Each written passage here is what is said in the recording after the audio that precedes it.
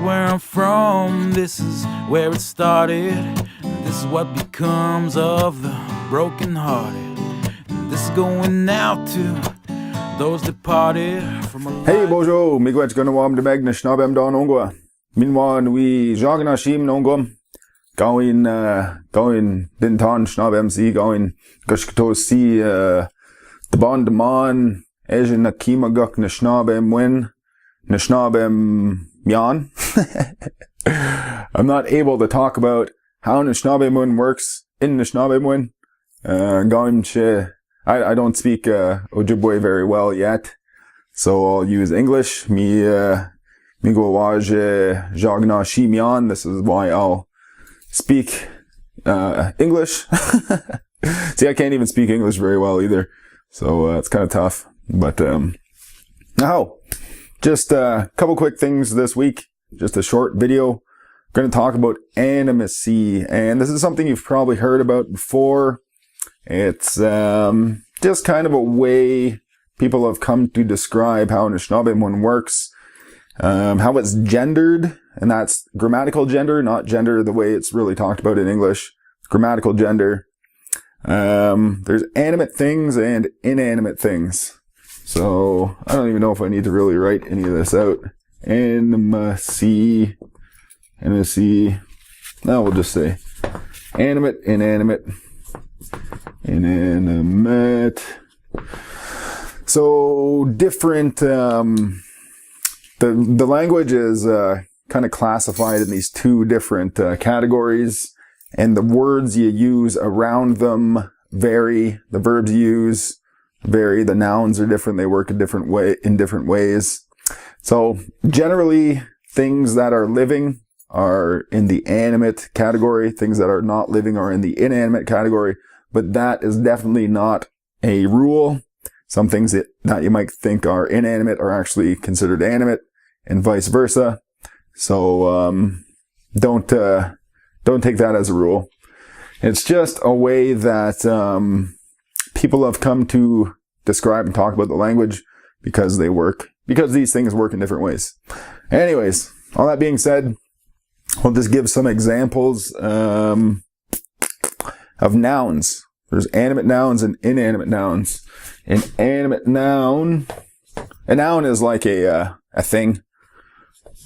Animate noun is wagush. Wagush is a fox. So that's an animate thing. People are animate. Foxes are animate. Cats are animate. That one certainly is. Trees are animate. And an inanimate thing would be Zinigun. Zinigun. I'm kind of on the fence about my spelling. Where I come from, we drop certain short vowels, or they're de-stressed to the point where you don't hear them. In other places, they fully pronounce all their short vowels. So, for example, in Minnesota or out in northwestern Ontario, that would be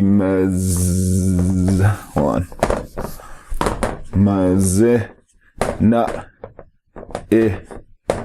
Gun. But where I come from, also the Odawak, also different dialects, they drop certain short vowels. So generally, there's like a pattern to it. When there are short vowel pairs, the first one is generally dropped. So Zinigun. That's how this turns into Mazinigun. But in other places they pronounce it all Mazina'igun. Mazina'igun. Around here, Mazinagun. I got a lot of friends out in Minnesota, and they speak fully pronouncing all their short vowels. And we have a lot of fun talking about how our different dialects sound. Zinigun versus Mazina'igun. So this is animate. Generally, this is inanimate. So just to give an example of how these things work differently, wagush is a fox, but if you want to say foxes, you say wagushug. Wagushug. Foxes. Zinigun is a book. Oh yeah, I didn't even note that yet. Zinigun is a book, by the way. And to say books, you say mzinaganan.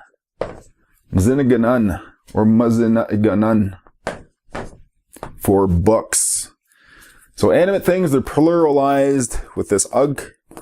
And inanimate things are pluralized with the un. Wagoshug, zinagun, un. So that's an example with nouns. Now, verbs. There's wholly different classes of verbs for animate or inanimate. And also transitivity comes into play. We won't worry about that. There's a whole pile of animate verbs, a whole pile of inanimate verbs. So you use animate verbs with animate subjects and inanimate verbs with inanimate subjects. So, just to give an example, wagush, bungishin, bungishin, we'll say gi bungishin. We'll make it past tense. Wagush, gi bungishin. That means the fox fell. Wagush gi bungishin. The fox fell.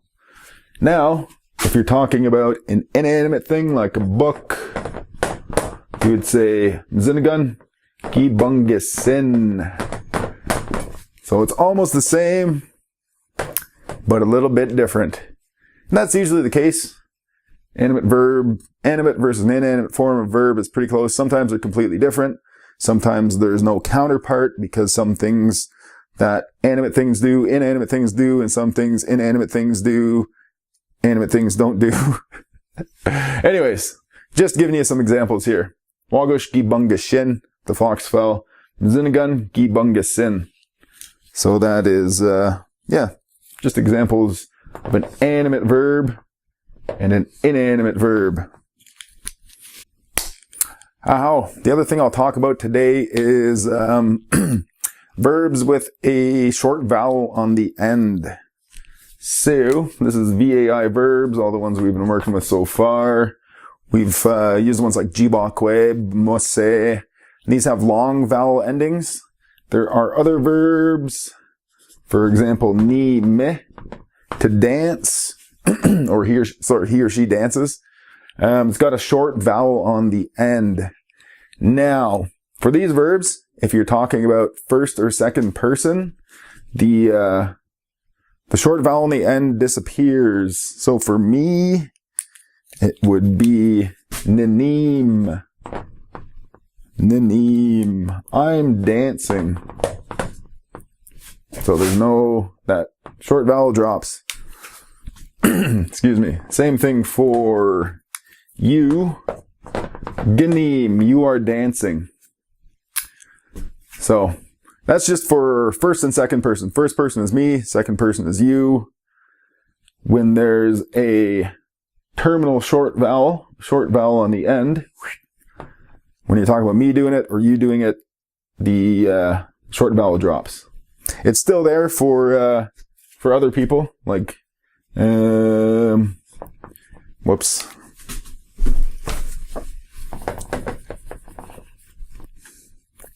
So for use, forgetting everything here.